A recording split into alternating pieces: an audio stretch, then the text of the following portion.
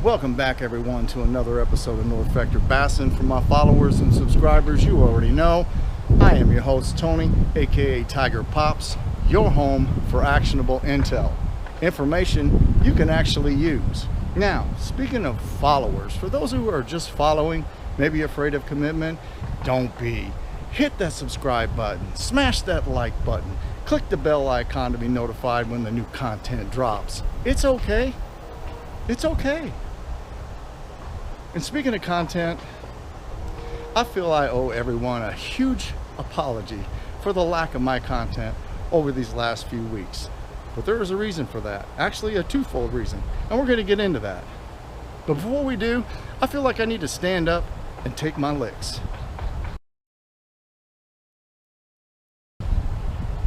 Okay.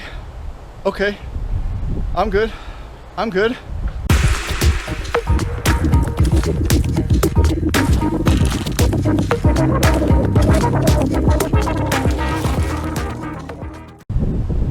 All right, so everybody that knows me understands I have had a veritable flotilla of watercraft over the years. Everything from kayaks to pontoons to bass boats, anything that floats. Well, in the last few weeks, we've shredded all that down to just two options, and I'm going to talk about that. Well, let's talk about the lack of content and why. Well, here in the Midwest over the past few weeks, we have had an unmitigated heat wave. I'm talking about temps in the 90s, high humidity, triple-digit heat index, making it almost virtually impossible to get out and stay out on the water for any period of time and get some quality fishing in. Now, I'm not one to sit idly by. So I've taken those last few weeks and done something I think is quite awesome. So let's talk about it. Down to my bomber bass boat and this.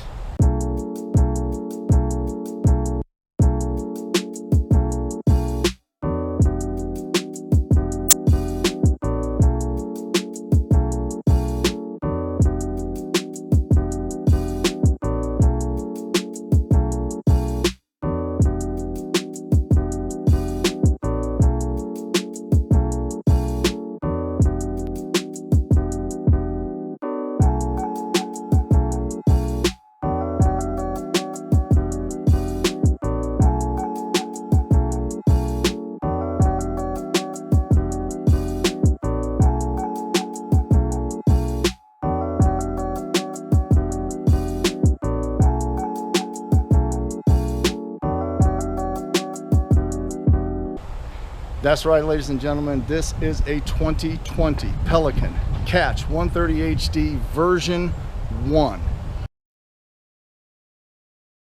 Now, it's used, but it's new to me. And I've spent the last several weeks just trying to get this thing to be water ready. I gotta be honest, the previous owner had drilled holes in this thing that I have no idea what they're for. The wiring was a rat's nest all the way through this thing. I have no idea how we got it on the water and actually fished. It was that dangerous. So first and foremost, all that had to be stripped out, cleaned from stem to stern, and everything redone. All new wiring for the lights, for the fish finder, for my GoPro mounts, for everything. So we might as well start off there. Let us start with the fish finder. Now, my fish finder is a Garmin 73 DV 7-inch, and this is the first mod and upgrade that I did to it. So let me flip this around. All right, so again, this is a Garmin 73 DV. And the first mod that I made to it basically was I had an old Scotty's rod holder mount, and I took a section of 1/4 inch cutting board and cut that down and mounted it to the Scotty's mount. Then I mounted the Garmin mount to it. Now that gives me the ability to swivel and basically use it in any way that I want to. Now the power wire and everything else is run down and tucked up under the side of the kayak using strips of butyl tape. So butyl tape is stuff that you'll see used on RVs and anything you want to either plug a hole or to keep waterproof. So this just basically just runs back, runs up here into a central location into my battery bank. So while we're on the Garmin, let's talk about the transducer mount. Okay, so this is the next fabrication and mod that I came up with, also using another Scotty's rod holder mount base, which is this guy right here. All right, so then I used some aluminum pipe, right, and joined it all together with these angle brackets and thumb screws, and then just mounted the transducer to it. Now the beauty of this is it's very, very flexible during transport or getting in and out of the water. I simply lift it out, I slip it back behind the seat, shut it down, and it is good to go. Now this is my battery box and battery bank, and we'll get to that here in a minute. But what I wanted to do was touch base on another piece that I've put in this guy. So this is my GoPro power pole. Now it's actually a power pole, a light pole meant for a bass boat. So I've taken that down and modified the base of it to extend the wiring from it. And I'm also just using an old bass boat flush mount base to mount the pole to. Now that comes up and it goes into a 12 volt to 5 volt adapter, and then USB up to my GoPro. Now the beauty of that is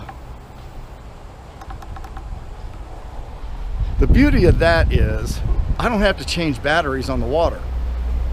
This thing will just provide power the whole time that I'm out there, and as long as I've got a big enough SD card in it, it'll just keep recording. Because what a hassle it is to have to change batteries all the time. So let's go back to the battery box for just a moment, and let me show you this. Now this down here is a solar charge controller, and you might be asking yourself, a solar charge controller? That's right. So when I'm on the water for extended period of times, I am actually just plugging in this, it's probably a 12 by 16 solar panel, and it will continue to trickle charge my battery the whole time I'm out on the water. So I don't have to necessarily worry about running out of power. Now I run two different batteries. The first one is a Mighty Max Marine 35 amp hour battery. It's small, it's AGM, and that I use for my rivers, streams, and creeks because it gives me about 6 to 8 hours of power during those runs. And I'm usually on the water for like 10 miles, 15 miles or whatever on it. So it does a great job of doing that. The second battery I've got is a normal lead acid marine deep cycle battery, and I need that power for some other things, and those other things being this guy right here. So let me flip this around and show it to you. Now this guy is the latest and greatest PWM speed controller. So some of you might be asking yourself, what in the world's a PWM controller? Well, I got to be honest with you. Stands for pulse width modulation. Now, if you follow the channel or you're subscribed, then you'll know that I got a video on that about how to wire that up and use it for your kayaks or whatever other watercraft you may need. But the only reason you would need that is what? For a trolling motor. And I've got a trolling motor, but not just any trolling motor. Most of the trolling motors you come by are built for the bigger boats. So they're big and they're heavy and they're bulky, and you wind up having to attach them, either hang it over the side of your kayak or at the back of your kayak, and that's just wasn't going to do for me. I had to come up with a different idea altogether. So the idea that I did come up with is I found a vintage Fluger Phantom trolling motor. Let me just show it to you.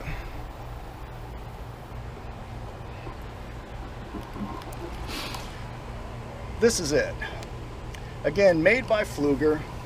It's old school, 2-speed, small, lightweight, and there we go.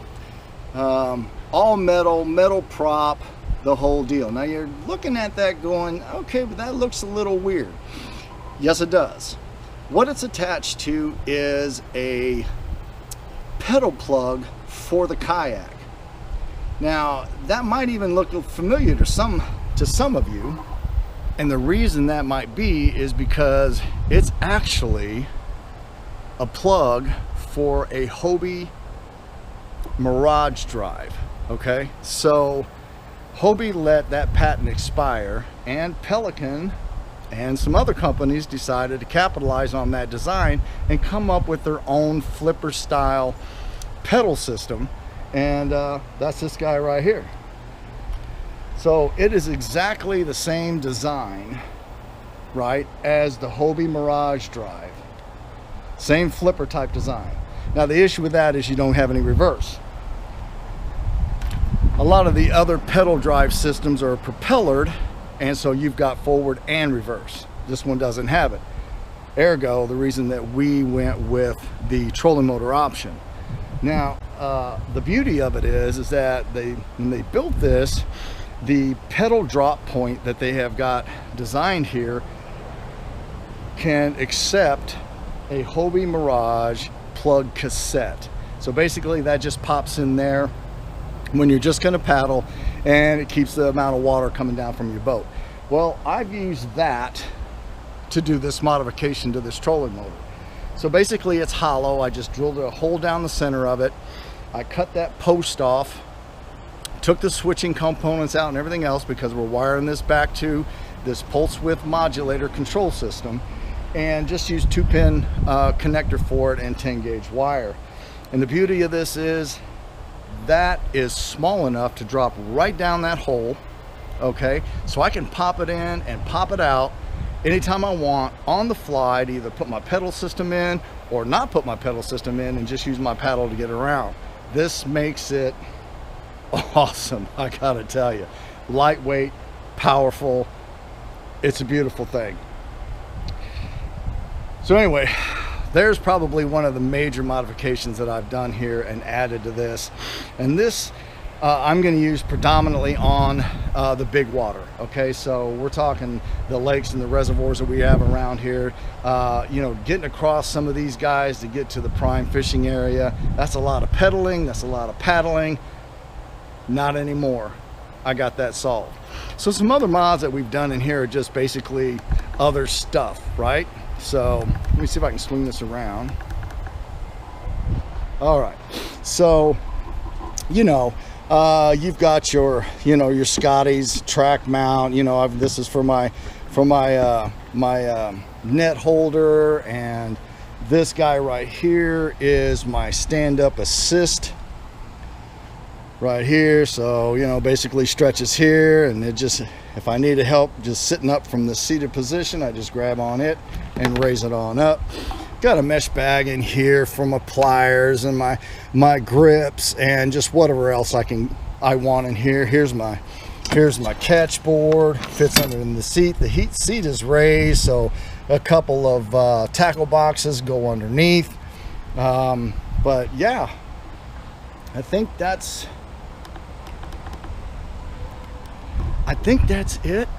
I could be missing some stuff. Now, if you've seen some stuff that I missed and didn't cover, man, hit me up in the comments and let me know. In fact, if you've got any questions about any of these mods and anything else that I've done on this, hit me up in the comments. I'll get back with you. I'll give you all the information I got. Wow. I think that's it. I think that'll do it. I know I've missed something. Oh, let's talk about the trailer. Of course, the trailer. So this is a Harbor Freight, basic Harbor Freight trailer. And okay, so this is a Harbor Freight trailer that the previous owner did a mod on, which I think is really, really cool. So let's check it out.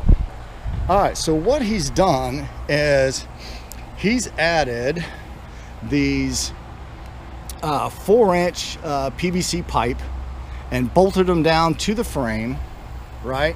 Basically providing runners for this kayak. It is so easy to load and unload on this guy. And another positive point to it is now I can just attach this guy, hitch it up to my truck, instead of trying to